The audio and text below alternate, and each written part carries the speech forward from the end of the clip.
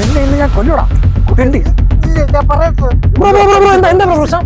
ഈ നിൽക്കുന്നവരുണ്ടല്ലോ, sea food വാങ്ങി തരാൻ നമ്മളെല്ലാരും പറ്റി.